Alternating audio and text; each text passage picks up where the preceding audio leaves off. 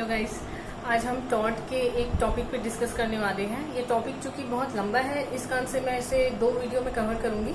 और LLM 4th semester में general tort जो फर्स्ट पेपर होता है उसके अंतर्गत आपको ये टॉपिक पढ़ना है। और बीएलएलबी के स्टूडेंट्स तो हैं हमारे जो कंज्यूमर प्रोटेक्शन एक्ट और मोटर व्हीकल एक्ट के साथ पढ़ते हैं, तो उनको उतना स्पेसिफाई नहीं किया गया है। लेकिन एलएलएम चूंकि मास्टर डिग्री है, इसलिए उसमें general tort and specific tort 2 भागों में डिवाइड किया गया है।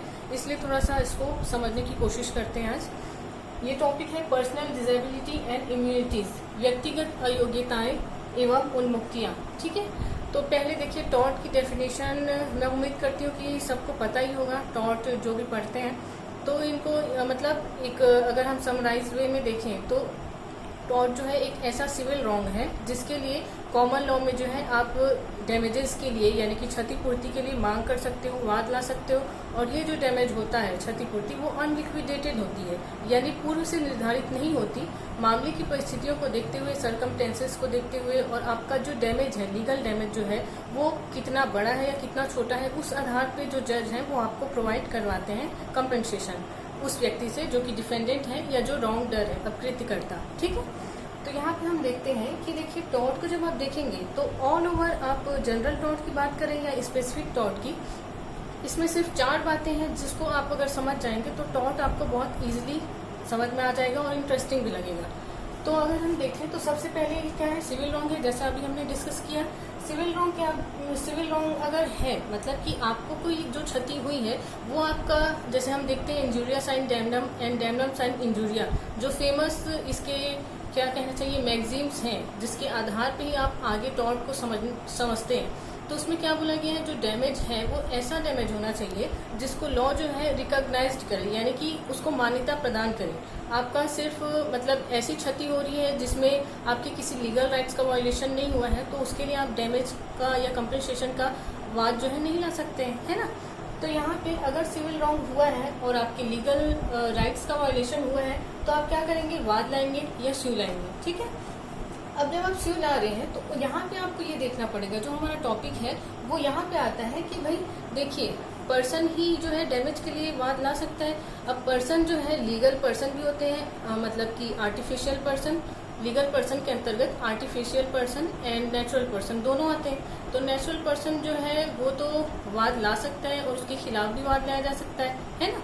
लेकिन कुछ परिस्थितियां ऐसी होती हैं, देखिए अगर हम अपवादों को या एक्सेप्शंस को छोड़ दें तो टॉर्ट एक ऐसा विषय है जिसमें जो है डैमेजेस के लिए कोई भी व्यक्ति जो है कंपेंसेशन का वाद ला सकता है रॉन्गडर के खिलाफ में। लेकिन अगर हम देखें उन अपवादों को, तो ये अपवाद या एक्सेप्शन से आपको किसमें पढ़ना है, व्यक्तिगत अयोग्यताएं में।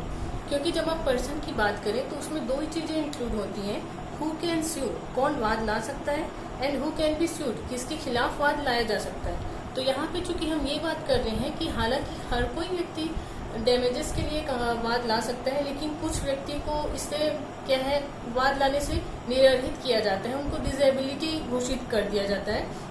तो उन स्थितियों को ही व्यक्तिगत अयोग्यताओं में हमको पढ़ना है, क्योंकि वो जो है उनके खिलाफ कोई अगर डैमेजेस मतलब रॉन्ग हो रहा है तो रॉन्ग डर के खिलाफ वो वाद नहीं ला सकते, उनकी एक डिसेबिलिटी होती है। और साथ में आपको ये भी पढ़ना है कि किसके खिलाफ वाद नहीं लाया जा सकता, who can not be sued. जब आप पर्सन को देखेंगे तो who can sue, who can be sued.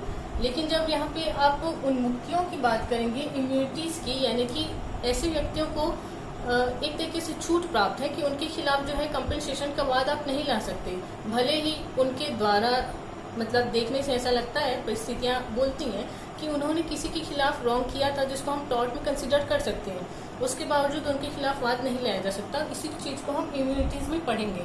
तो आज हम सिर्फ डिस्कस करेंगे पर्सनल डिसेबिलिटी या व्यक्तिगत अयोग्यता के बारे में। उसके बाद आप देखिए, ठीक है आपने वाद तो ला लिया, उसके बाद अगर आप देखेंगे तो भाई आपको अगर आपका जो कंपेंसेशन का स्यू था, वाद था, जो अगर न्यायालय को लगता है कि आपने सही तरीके से लाया है और आपको सही में कंपेंसेशन मिलना चाहिए, तो वो कंपेंसेशन को हम किसके अंतर्गत पढ़ते हैं, रेमेडी भी। अब टॉर्ट के अंतर्गत जब आप रेमेडीज पढ़ते हो तो ये भी एक अलग टॉपिक है, जिसमें आप जुडिशियल रेमेडीज यानी कि न्यायिक उपचार और न्यायिकेतर उपचार यानी कि एक्स्ट्रा जुडिशियल रेमेडीज ये भी पढ़ते हो, तो आपका फिर से एक टॉपिक कवर हो गया। अब इसके बाद देखिए, अगर आपको उपचार मिला है तो वैसे भी डिस्चार्ज होना है उस वाद का, क्योंकि वाद का अंतिम उद्देश्य क्या था, जिसने वाद लाया उसका उद्देश्य यही था कि मुझे कोई अनुतोष या रिलीफ प्रदान किया जाए, है ना। तो अगर आपको रेमेडीज मिल जाती है, चाहे वो जुडिशियल हो या एक्स्ट्रा जुडिशियल हो, न्यायालय के द्वारा प्राप्त हो या न्यायालय के बाहर प्राप्त हो, दोनों ही स्थितियों में क्या होगा, डिस्चार्ज हो जाएगा उस टॉर्ट का, क्योंकि अपकृत्य जो यहाँ से शुरू हुआ था इन सारी प्रोसेस को क्रॉस करते हुए, पार करते हुए अंततः क्या होता है, समाप्त हो जाता है। तो इस स्थिति में फिर आपको डिस्चार्ज ऑफ टॉर्ट भी पढ़ना है। मतलब कुछ जो परिस्थितियां हैं कि पक्षकारों ने जो है वाद लाना चाहा था, लेकिन उनके बीच में अगर मृत्यु हो जाती है, पूरा मामला सेटिस्फाइड नहीं हुआ है, निर्णय नहीं हो पाया है, अंतिम निर्णय, अगर पक्षकारों की मृत्यु हो जाती है तो भी जो है वाद समाप्त हो जाता था पहले। और साथ में जैसे कि अगर दोनों पार्टीज में समझौता हो गया है या एक पार्टी को मतलब रेमेडी मिल गई है, दोनों ने अपना अपना पक्ष रख दिया है, उसके बाद फिर आखिरी में जो फैसला हो रहा है उसको आप डिस्चार्ज ऑफ टॉर्ट में पढ़ेंगे। तो देखिए, अगर हम पर्सनल डिसेबिलिटी की बात करें या इम्यूनिटीज की बात करें, तो जब हम देखें कि ओरिजिन ऑफ टॉर्ट यानी कि टॉर्ट की अपकृत्य की उत्पत्ति कैसे हुई है, तो अपने यहाँ यानी कि भारत में उत्पत्ति कैसे हुई है, इंग्लैंड से हुई है। जब अपना भारत जो है, इंडिया ब्रिटिश कॉन्टिनेंट था, मतलब कि ब्रिटिश का एक क्या था, उपनिवेश था, उस स्थिति में यहाँ पे जब कोर्ट ऑफ चांसरी की स्थापना की गई थी, तो उसमें एक लाइन लिखी गई थी, लॉ ऑफ इक्विटी के लिए भी, ओरिजिन के लिए आप अगर ऐतिहासिक पृष्ठभूमि या हिस्टोरिकल बैकग्राउंड में जाएं तो यही बोला जाता है कि कोर्ट ऑफ चांसरी की जब स्थापना हुई थी तो उसमें ये बोला गया था कि जो कोडिफाइड लॉ है इंग्लैंड का, जो कॉमन लॉ है, अगर उसमें जो रेमेडीज हैं उसके तहत जस्टिस प्रोवाइड नहीं किया जा सकता, यानी कि फुलफिल नहीं किया जा सकता जस्टिस के जो उद्देश्य है उनको, पक्षकारों को फिर भी कोई और उपचार प्रदान करना पड़े जज को, न्यायालय को, तो उस स्थिति में वो अपनी सद्विवेक का या गुड कॉन्शियस का उपयोग कर सकता है, इस्तेमाल कर सकता है। तो उसी से हम मानते हैं कि इक्विटी की यानी कि साम्य विधि की और टॉर्ट की उत्पत्ति हुई है। तो इस कारण से जब भी आप टॉर्ट में कोई टॉपिक पढ़ेंगे तो इंग्लैंड में क्या स्थिति थी और भारत में क्या स्थिति थी, ये दोनों ही चीज को हम एक तरीके से कंपेरेटिव स्टडी करते हैं, इसमें आपको कंफ्यूज नहीं होना है।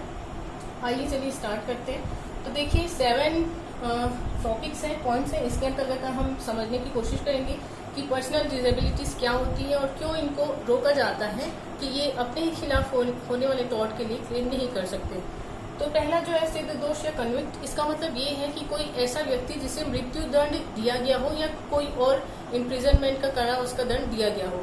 तो देखिए भारत और इंग्लैंड दोनों में स्थिति ये है कि अगर उनके मतलब अफेंस अगेंस्ट बॉडी हुआ है, शारीरिक दृष्टि से कोई अपकृत्य किया गया है उनके खिलाफ, तो वो वाद ला सकते हैं। लेकिन अगर उनकी प्रॉपर्टी के लिए होता है, कोई टॉर्ट प्रॉपर्टी के अगेंस्ट में है, तो फिर उनको वाद लाने से रोका जाता था। लेकिन ये स्थिति जो है अब बदल गई है, वो वाद ला सकते हैं। ठीक है। सेकेंड स्थिति क्या है, विदेशी शत्रु या एलियन एनिमी। विदेशी शत्रु का मतलब ये है कि जिसके साथ जो है अभी जैसे हम भारत के नागरिक हैं, तो भारत देश का किसी और देश के साथ अगर युद्ध हुआ है या चल रहा है, तो ऐसी स्थिति में हम उसको एलियन एनिमी बोल सकते हैं। तो यहाँ पे सीपीसी की सिविल प्रोसीजर कोड की जो सेक्शन है 83, वो ये प्रोवाइड करती है, प्रोविजन प्रोवाइड करती है कि विदेशी शत्रु जो है, जब तक सेंट्रल गवर्नमेंट से उसने परमिशन नहीं ले ली है पूर्व निर्धारित, यानी पहले से परमिशन ले लेंगे, उसके बाद ही वो न्यायालय में कोई वाद ला सकते हैं भारतीय नागरिक के टॉर्ट के खिलाफ में। ठीक है। अब विवाहिता स्त्री, मैरिड वुमेन, देखिए ये स्थिति जो है हम इंग्लैंड का भी देख रहे हैं चूंकि, तो यहाँ पे इंग्लैंड में क्या था, जब तक 1962 एंड 1935 का लॉ रिफॉर्म एक्ट नहीं आया था, तब तक स्थिति ऐसी थी कि कोई पत्नी जो है अपने पति के खिलाफ न तो प्रॉपर्टी के लिए कोई क्लेम कर सकती थी, न ही टॉर्ट अगेंस्ट बॉडी के लिए कोई क्लेम कर सकती थी। उसका रीजन ये था, फर्स्ट केस है इंग्लैंड का ही, गॉटलिफ वर्सेस एडल्स्टन 1930 का। इसमें ये बोला गया था कि अगर पति पत्नी एक दूसरे के खिलाफ केस करने लगे तो ऐसे में जो मैरिड लाइफ है वो टोटल खत्म हो जाएगी, बहुत सारे तनाव आ जाएंगे उसमें, है ना। तो हर जो रिश्ता है ऐसे ही खत्म होते जाएगा। इस कारण से क्या बोला गया था, इस केस में ही बोला गया था कि भाई इनको एक दूसरे के खिलाफ वाद लाने से रोका जाए। और एक रीजन ये भी था कि उन दोनों को मतलब मैरिड वुमेन की शादी के बाद कोई खुद की व्यक्तिगत पहचान नहीं थी, उसको उसके हस्बैंड के नाम से ही जाना जाता था। उसकी प्रॉपर्टी जो है मतलब उन दोनों की प्रॉपर्टी जॉइंट प्रॉपर्टी मानी जाती थी।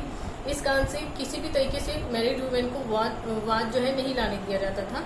लेकिन 1935 का लॉ रिफॉर्म जो एक्ट आया है वो मैरिड वुमेन के लिए है, तो वो उसके बाद जो है प्रॉपर्टी उसकी प्रॉपर्टी के खिलाफ में अगर उसका हस्बैंड कोई ऐसा कार्य कर रहा है जो टॉर्ट में कंसीडर किया जाए तो वो वाद ला सकती है। और 1962 का जो लॉ रिफॉर्म एक्ट है इंग्लैंड का, उसके तहत जो है हस्बैंड एंड वाइफ के लिए था ये। तो उसके बाद बोला गया है कि भाई इनको जो है एक जो जॉइंट आइडेंटिटी दी गई थी, संयुक्त पहचान जो दी गई थी, उससे उनको पृथक किया जाए। शादी हो जाने के बाद उनका जो खुद का पहचान है उसको समाप्त ना करके उनको एक अलग व्यक्ति की भांति माना जाएगा अगर वो एक दूसरे के खिलाफ कोई ऑफेंस या कोई टॉर्ट करते हैं। तो इससे जो है उन दोनों के राइट्स जो है उनको प्रोटेक्ट किया जा सकेगा।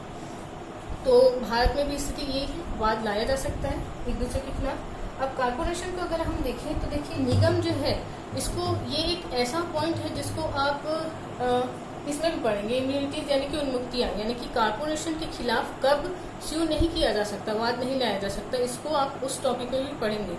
यहाँ पे हम देखते हैं, देखिए रीजन ये है, वहाँ पे और एक्सप्लेन करेंगे हम, लेकिन कारपोरेशन एक आर्टिफिशियल पर्सन है ना, उसको राइट्स है, उसको ड्यूटीज है, लेकिन फिर भी वो उसका खुद का कोई दिमाग नहीं है, कोई मतलब ह्यूमन स्ट्रक्चर तो उसका है नहीं। खुद की दिमाग से अगर काम करता तो उसके खिलाफ हर कंडीशन में केस लाया जा सकता था, लेकिन वो अपना कार्य जो है अपने मेंबर्स, अपने एजेंट के मार्फत करता है ना। और एजेंट और मार्फत जो मतलब कि ह्यूमन है, जो नेचुरल पर्सन है, वो क्या करते हैं, वो अपना दिमाग लगाते हैं। कभी कभी किसी से जैसे फोर्जरी का केस हो या और कोई कॉन्ट्रैक्ट, ब्रीच ऑफ कॉन्ट्रैक्ट की स्थिति हो, तो इन सब में क्या है, उनका खुद का कोई लालच है, कोई बेनिफिट है, जिसके कारण कारपोरेशन का गुडविल इफेक्ट होता है, वो बदनाम होता है। इस कारण से कुछ स्थितियों में कारपोरेशन के खिलाफ वाद ना लाके उस जिम्मेदार व्यक्ति के खिलाफ, मेंबर या एजेंट के खिलाफ ही केस लाया जाता है। लेकिन चूंकि हम यहाँ पे व्यक्तिगत अयोग्यता में पढ़ रहे हैं, यानी कि निगम जो है किन स्थितियों में वाद नहीं ला सकता, तो उसका रीजन ये है कि निगम चूंकि आर्टिफिशियल पर्सन है, इस कारण कोई डिफेमेटरी स्टेटमेंट है या कोई ऐसा टॉर्ट है जो बॉडी के अगेंस्ट में होता है, उन स्थितियों में निगम जो है वाद नहीं ला सकता, उसे निरर्हित किया जाता है। अब देखिए गर्भस्थ शिशु या फीटस के बारे में हम देखें तो आपको बुक में भी आसानी से मिल जाएगा। तो फेमस जजमेंट है, पहला केस जो है आयरलैंड का है और दूसरा जो केस है वो कनाडा का है। आयरलैंड का केस यानी कि 1890 का और कनाडा का केस 1933 का।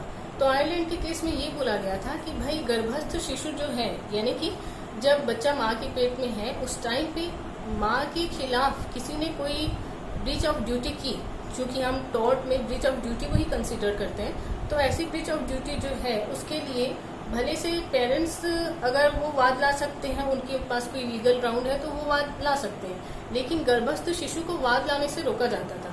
और उसका तर्क ये दिया जाता था कि भाई माँ के गर्भ में अगर बच्चा है तो हम उसको लीगल पर्सन नहीं मानते, और लीगल पर्सन ही तो केस ला सकता है कंपनसेशन के लिए। दूसरा वो क्या बोलते थे कि ठीक है, उसको अगर लीगल पर्सन मान भी लिया जाए तो उन स्थितियों में भी माँ के पेट के अंदर से वो ये नहीं देख सकता कि मेरे साथ गलत किसने किया है। दूसरा ये भी है कि जो रॉन्गडर है, यानी कि मतलब प्रेग्नेंट लेडी के खिलाफ में, अगेंस्ट में अगर किसी ने कोई टॉर्ट किया है, तो उस व्यक्ति को ये पता नहीं हो सकता कि कुछ स्थितियां हैं जिसमें पता नहीं हो सकता कि प्रेग्नेंट लेडी जो है मतलब उसके पेट में कोई बच्चा है और जिसके खिलाफ जो है कोई ऐसा काम हो सकता है जो उसको इन फ्यूचर जो है क्षति पहुंचाए। इस कारण से रोका जाता था। लेकिन सामन जो है, सर सामन जो है, जिनको आप जो स्टूडेंट्स में पढ़ते हैं, उन्होंने इनके अगेंस्ट में अपना मत रखा, ओपिनियन रखा, और वो ये बोलते हैं कि नहीं, जब किसी को डैमेज हुआ है तो उसको वाद लाने का अधिकार होना ही चाहिए। ठीक है। अब भारत में ये स्थिति जो है स्पष्ट नहीं है, कुछ जो है इंग्लैंड जैसी ही है। कारपोरेशन का भी हम देखें, देखिए जहाँ पे मैं अलग से भारत की स्थिति नहीं बता रही हूँ, वहाँ पे आपको समझ जाना है कि वो जो है इंग्लैंड के सिमिलर ही है। अब दिवालिया व्यक्ति या इंसॉल्वेंट पर्सन, तो देखिए इंसॉल्वेंट पर्सन जैसा कि हमने इसमें पढ़ा था सिद्ध दोष या कन्विक्स में, अगर इसके जो ऑफेंस है या टॉर्ट है, चूंकि हम टॉर्ट पढ़ रहे हैं, आपको ध्यान देना है, टॉर्ट के बारे में हम डिस्कस करेंगे। तो टॉर्ट जो है, अगर वो टॉर्ट जो है बॉडी के अगेंस्ट में हो रहा है, तो उस स्थिति में कन्विक्टेड पर्सन भी और इंसॉल्वेंट पर्सन भी केस ला सकता है। लेकिन प्रॉपर्टी के खिलाफ होता है तो इनकी स्थिति को तो हम समझ गए हैं कन्विक्टेड को, लेकिन इंसॉल्वेंट पर्सन, चूंकि इंसॉल्वेंसी ये साबित करती है कि आपके पास अब कोई प्रॉपर्टी नहीं है और आप अपने लेनदारों से बचने के लिए अपने आप को दिवालिया घोषित करवा रहे हो। ठीक है। तो ऐसी स्थिति में जब आपकी कोई प्रॉपर्टी नहीं है तो आपकी प्रॉपर्टी के खिलाफ में कोई कैसे टॉर्ट कर सकता है। इस कारण से ये पर्सनल डिसेबिलिटी के अंतर्गत अपने प्रॉपर्टी के खिलाफ मतलब जिसको वो एक तरीके से बेनामी तौर पे अपने आप को मालिक तो नहीं दिखा रहे, लेकिन कहीं पे उनकी कोई प्रॉपर्टी होगी जिसपे हक अभी तक उन्हीं का है, पोजीशन उन्हीं का है, उसके खिलाफ कोई करता है ऐसा रॉन्ग करता है तो उसके लिए उसको वाद लाने से रोका जाता था। लेकिन अगर जो है लेनदारों के यानी कि उस इंसॉल्वेंट पर्सन से जिनको लेना है, कर्ज वापस लेना है, तो वैसे लोगों के अगर इंटरेस्ट प्रभावित होते हैं तो ऑफिशियल असाइनी है या लिक्विडेटर है या फिर और कोई ऑफिसर है न्यायालय द्वारा जो प्राधिकृत किया जाता है, वह व्यक्ति जो है केस कर सकता है। ठीक है, क्योंकि उनके इंटरेस्ट को किसी और व्यक्ति के इंटरेस्ट जुड़े हुए हैं उस प्रॉपर्टी से, ना कि सिर्फ इंसॉल्वेंट पर्सन के। अब यहाँ पे विदेशी राज्य का देखिए, फॉरेन स्टेट का, तो यहाँ पे वही वाली स्थिति है, आपको ध्यान देना है। जब विदेशी शत्रु या एलियन एनिमी की हम बात कर रहे हैं तो हमने सीपीसी की सेक्शन 83 कहा था, है ना। अब जब फॉरेन एनिमी की हम बात करते हैं तो यहाँ पे आपको ध्यान देना है, जस्ट उसका उल्टा कर दीजिए। 83 का उल्टा जो है 38 होगा, लेकिन यहाँ पे क्या है 48 है। सेक्शन 48 ऑफ सीपीसी ये बताता है कि फॉरेन स्टेट जो है, विदेशी राज्य जो है, यहाँ पे शत्रु नहीं बोला जा रहा है, विदेशी राज्य बस बोला जा रहा है, जिससे मैत्रीपूर्ण संबंध भी हो सकते हैं भारत के।